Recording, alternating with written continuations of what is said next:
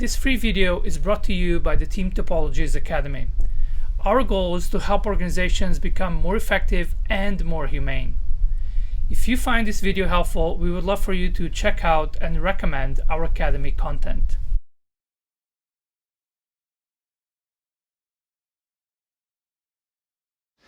The journey towards effective enabling teams will take some time and effort.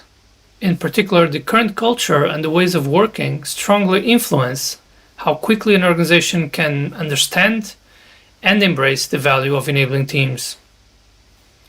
As such, it is important to show value early with small changes in order to advance in the journey.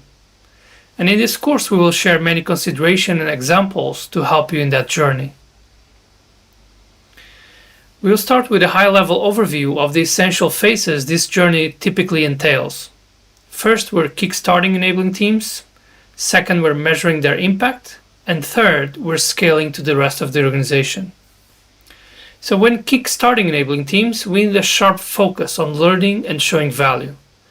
Those are essential to demonstrate the behaviors and purposes of enabling teams and how they can create value for the organization.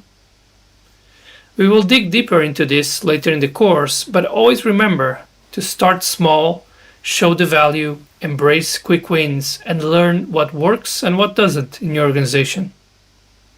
At this early stage, it's not as important to have official enabling teams. If the right behaviors are in place and demonstrate value, the organization will follow. And then as things start moving, perhaps a few teams already benefited from enabling type of work and some values being shown, it becomes essential to highlight what is the impact of these enabling teams.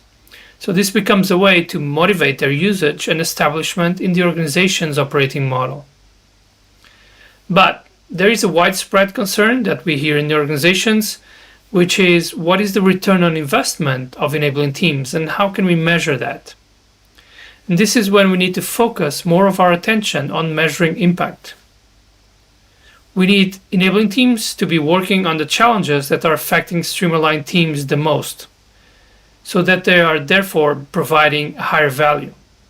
We need enabling teams to prioritize the challenges that they're working on.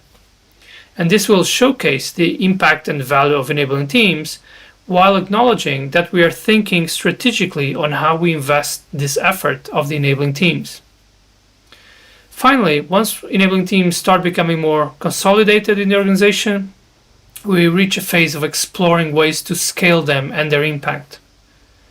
This includes, for example, identifying some long-lived enabling teams that will continuously sense for awkward interactions and capability gaps.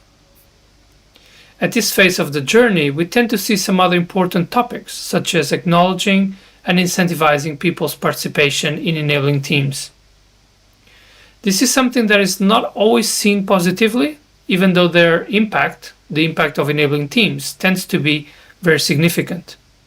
So organizations must acknowledge and invest time and effort to learn and position their enabling teams. In our experience, that is one of the critical aspects of having effective enabling teams. In the remainder of this course, we'll be sharing considerations, insights, patterns, and anti-patterns which should help you accelerate this journey towards effective enabling teams.